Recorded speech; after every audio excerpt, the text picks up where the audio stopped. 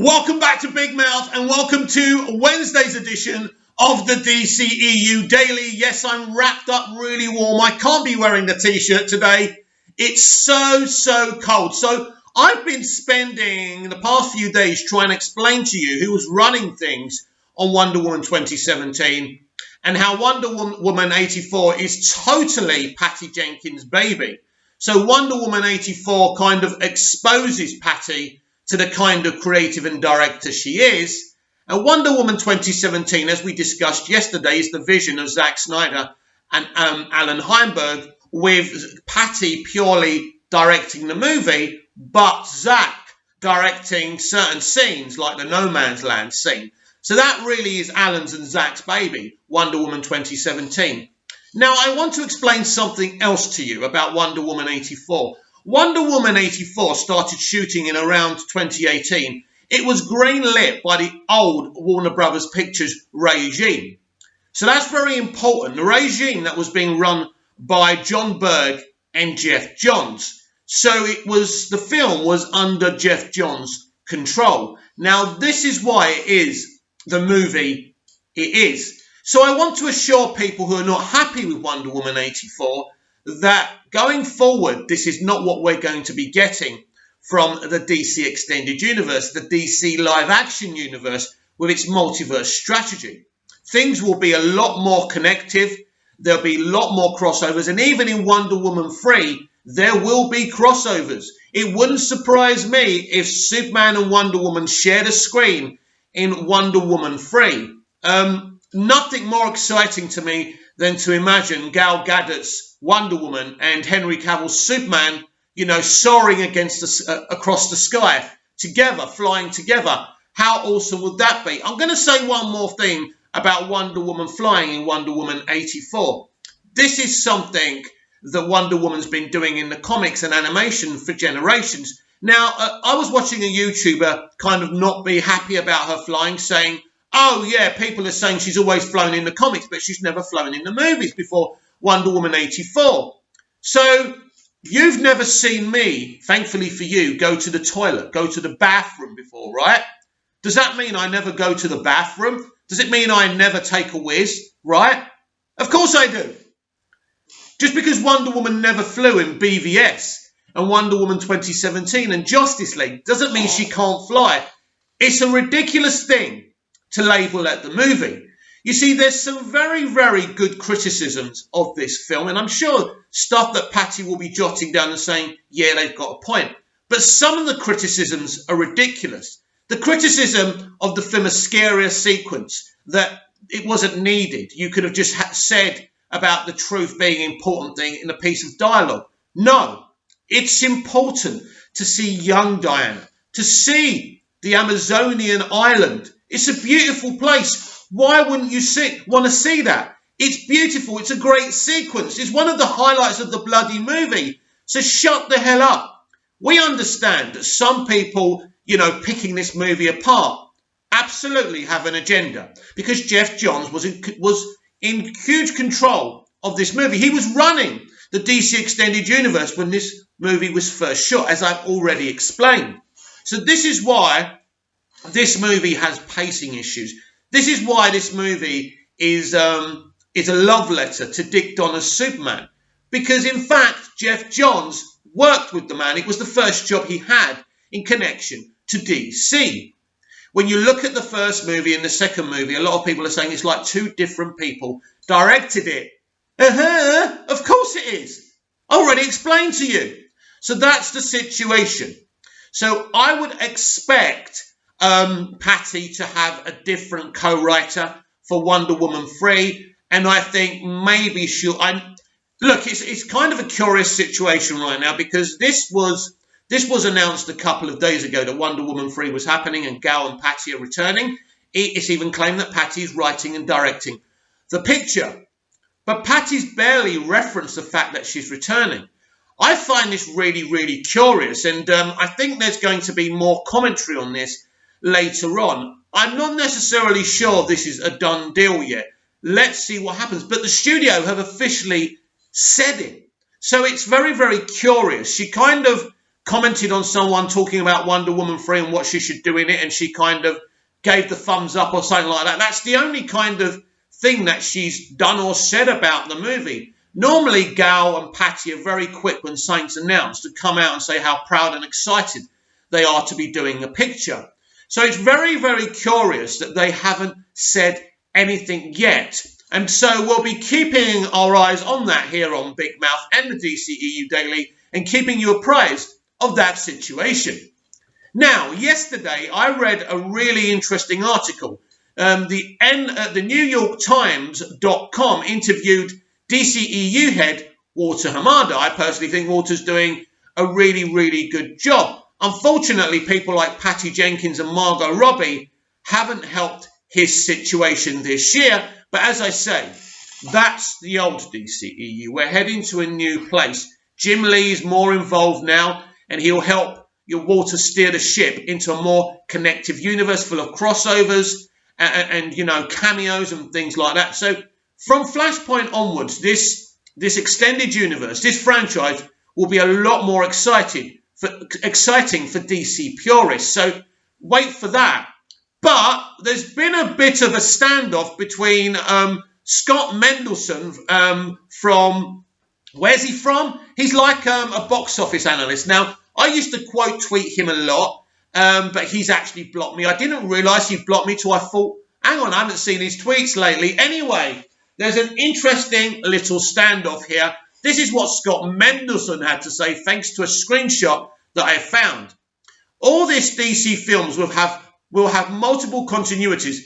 Thing is, almost entirely because of Batman v Superman messed up so badly that Ben Affleck didn't want to be Batman anymore, and they had to take a secondary route to make a Batman movie that didn't even end up in the same universe. Now, this is a really toxic way of looking at it. First of all, he's trying to blame BVS for the reason that Ben Affleck left. That's not the reason he left. Basically, his and Zach's vision was put in the bin.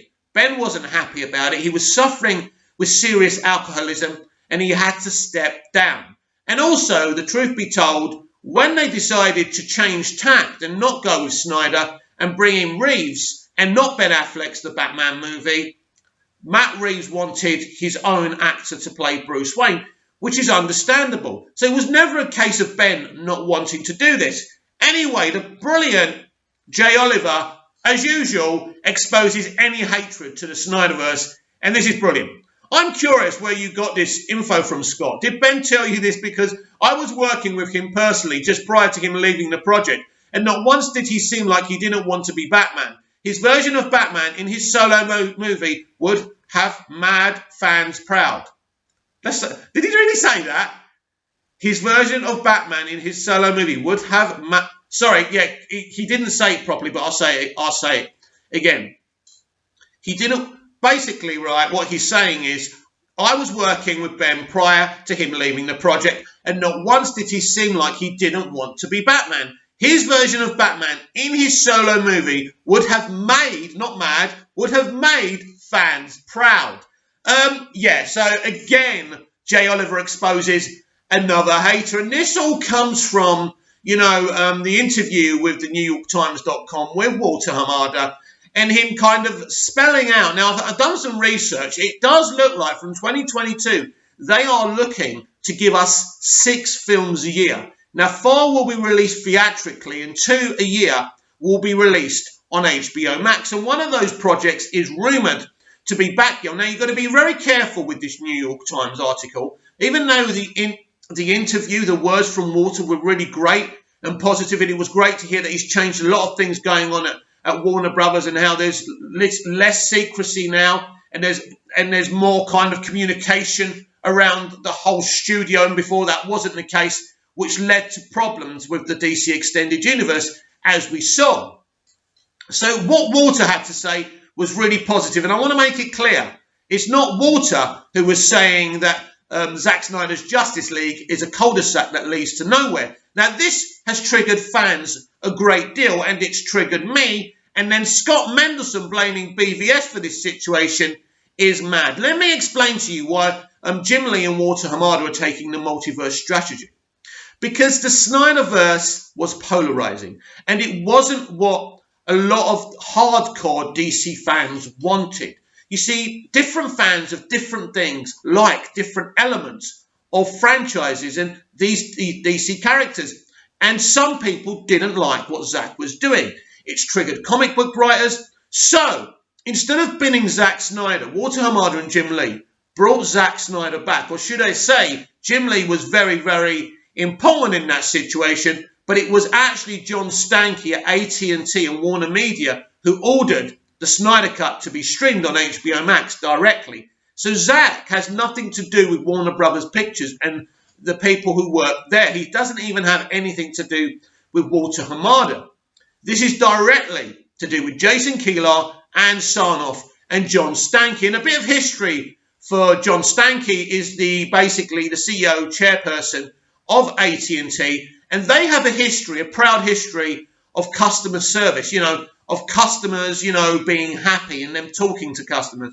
So what John really was refreshed by and really loved is seeing fans of the Snyderverse ringing up people at the AT&T phone desks and asking if it was possible for the Snyder Cut to be greenlit. Now, our fans were sending flowers and bouquets to these people, cakes, lots of different things. It was a beautiful thing. John Stankey saw how passionate the fans were, our Snyderverse fans were, and said, if there's this much passion, this could really help us over at HBO Max. Maybe binning Zack Snyder wasn't a very good idea. So he got Ann Sarnoff to investigate the production of Justice League and Zack's Justice League, and he decided himself that he would directly deal with Zack Snyder, and he would tell Jason Kilar and Ann Sarnoff that Zack would be protected under their umbrella. And so when you hear things like it's a cul-de-sac to nowhere, this is not Walter Hamada.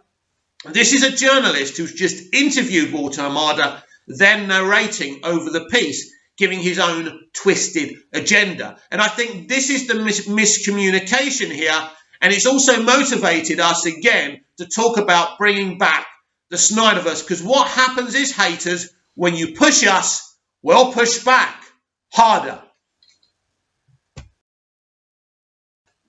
So as I've just said, basically the New York Times article and what was said about the Snyder Cut being just a cul-de-sac leading to nowhere has motivated us to hashtag restore the Snyderverse. Now, this is the next thing we need to push for from now, and many of us are doing that, hundreds and thousands of people, and I think it's even trending. And it all led to that toxic author of that article. Again, the interview with Walter Hamada was exciting.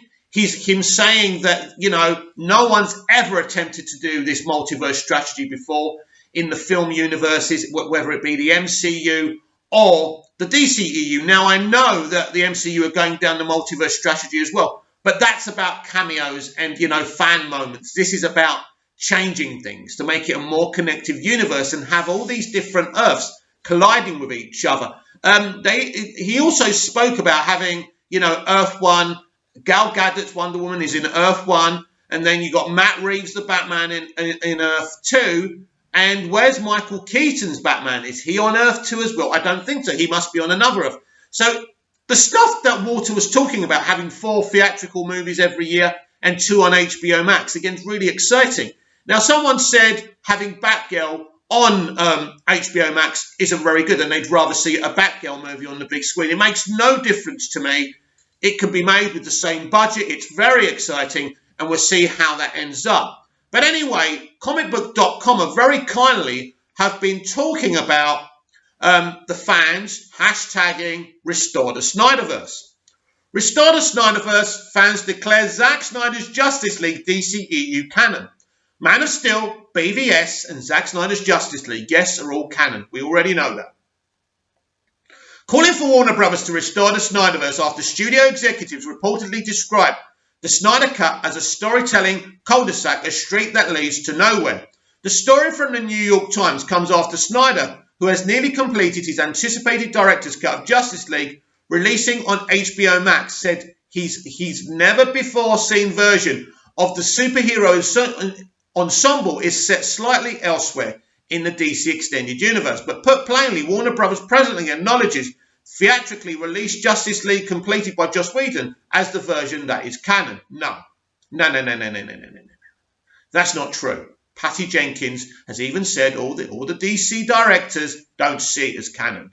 It's the Snyderverse that's canon. Right. To its continuing cinematic universe, launched with Snyder's Man of Steel and Batman v Superman Dawn of Justice. In an interview with DC Films president Walter Hamada, who revealed plans to release up to 4 theatrically released DC Comics films a year starting in 2022, the New York Times writes that Snyder is not currently part of the new DC Films blueprint. Right. Let me see that again. Hamada, who revealed plans to...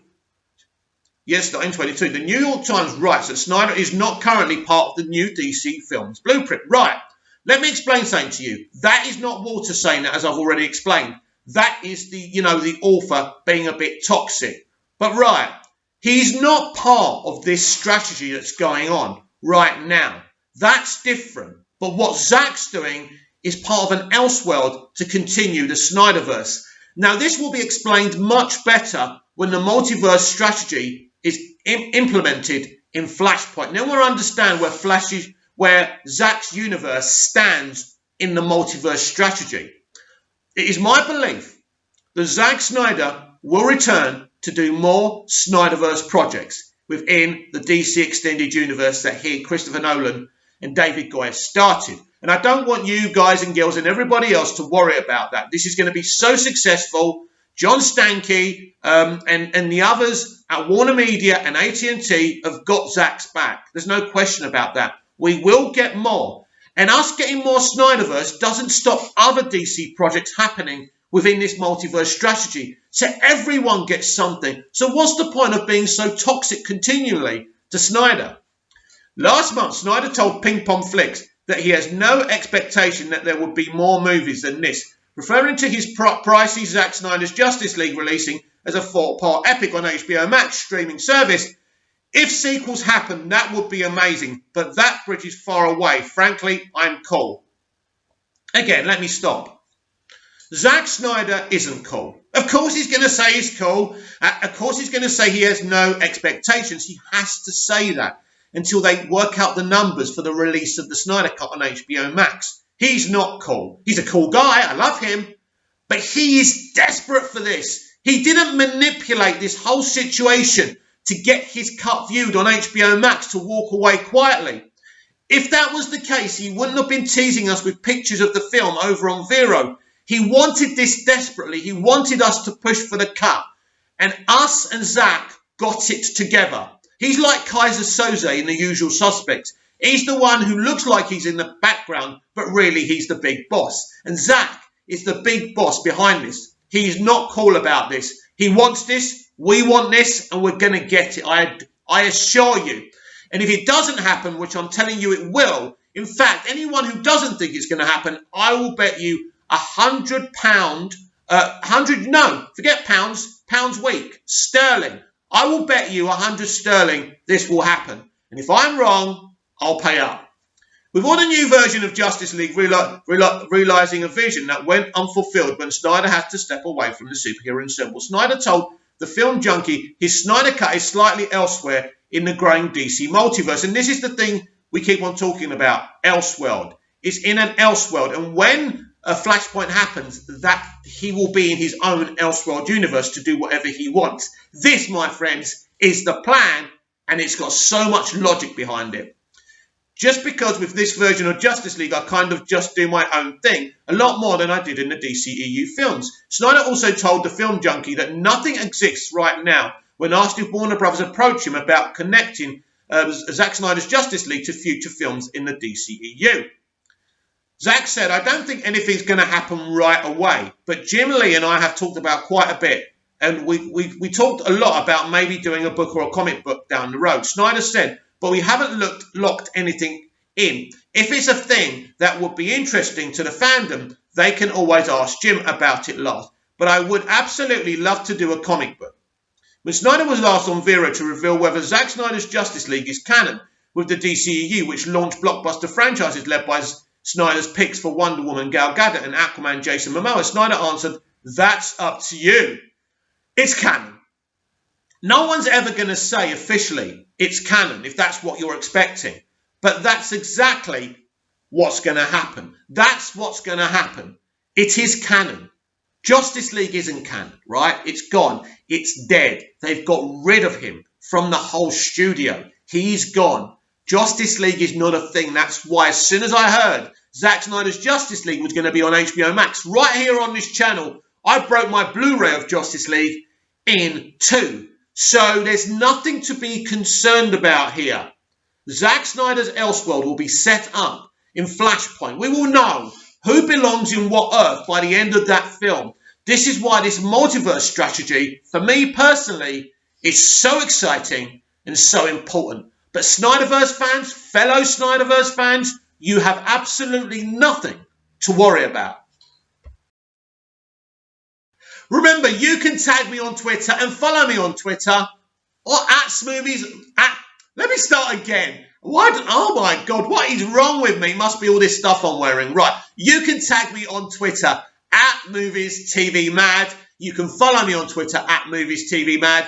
As Scott Edwards has done yet again, he's actually wrote a good piece here, which I want to read out. And he's also suggested an article about Arrowverse. So this is what Scott had to say. Oh man, Walter Hamada, Jim Lee and Greg Berlanti and Jeff Johns have great things in store for the future of DC. They are taking a multiverse strategy approach going forward, so everything is connected. We as fans can't even begin to imagine what we're going to see unfold. Scott has basically echoed what I've been saying for so long. This is the plan. So this is why I'm saying to you, if you're unhappy with Wonder Woman 84, you really don't have to concern yourselves, because fans are starting to see what's happening.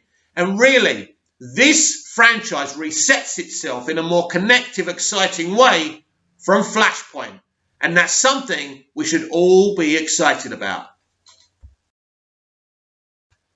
And finally today, let's read this article from Screen Rant by Andy, whose surname I can't read.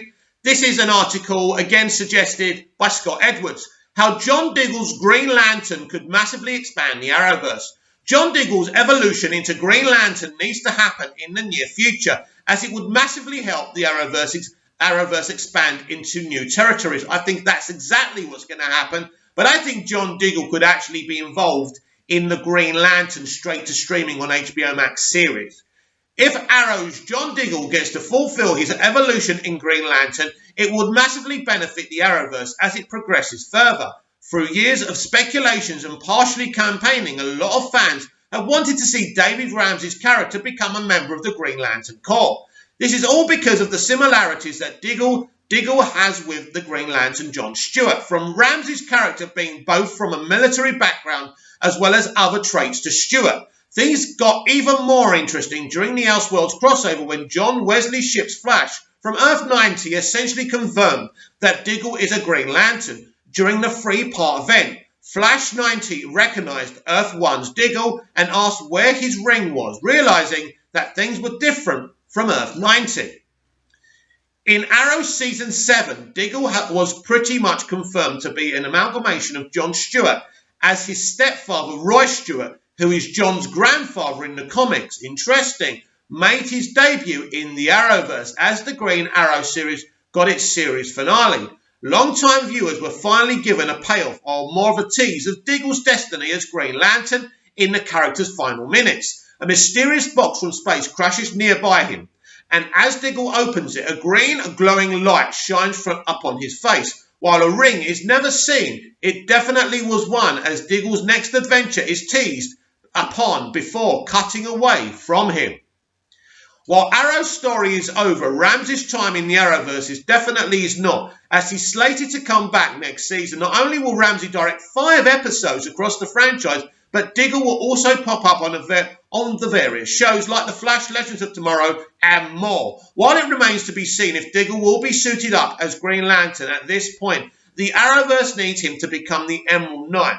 Crisis on Infinite Earths was the culmination of 8 years of storytelling while wrapping up the first phase of the CW's DC TV franchise, with several shows already set to end and others to begin on the way. Greg Berlanti's shared universe is naturally going to explore new DC territories.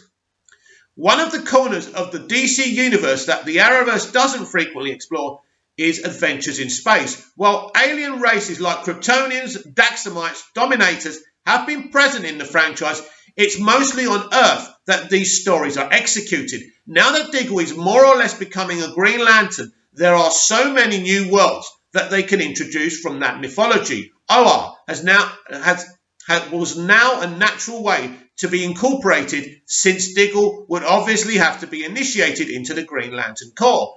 Through Diggle being a Green Lantern, more storylines could be set in space in future Arrowverse arcs. Of course, if he's not part of the Green Lantern Corps official TV series on HBO Max, which partly is being developed by Mark Guggenheim. So that's quite interesting, because Mark Guggenheim was very prominent in John Diggle and that casting actually in Arrow. So it seems that he's got a good chance of being in that show, but why not Arrowverse have their own John Diggle-led Green Lantern TV show? That would be so awesome. I think whatever happens, David Ramsey and John Diggle have got a long future with DC and may continue for a long time, because I love the guy. Whether it's in a future spin-off or maybe even as a supporting player on Superman and Lois, Diggle as Green Lantern is something that has to come to fruition. Since Diggle now lives in Metropolis with his family, Superman and Lois would be the proper show to have space storylines taking place. While a Green Lantern show on the CW will likely not happen, since Berlanti has one happening on HBO Max, doesn't mean it can't happen. This is the multiverse strategy, by the way. That doesn't mean that limited storylines couldn't take place. But after almost a full decade of telling various stories, it's time the Arrowverse starts to explore outer space on a bigger level. That includes Diggle as Green Lantern. I couldn't agree more. David Ramsey's such a good, talented guy, and it shows you how much faith Berlanti has in him to give him five separate episodes of 5 separate shows to direct of Arrowverse, and I think he's going to be in as many episodes. So it's very exciting. So I think he will absolutely become Green Lantern and be part of the Corps. It's just how they're going to do it. And I think this 5-story arc that they're doing, and he's directing as well, which means he'll be part of the vision of all this, is happening. And I couldn't be more excited. Comment down below, like, share and subscribe, and I'll be back tomorrow with even more DCEU Daily. See you again soon. Have a great day.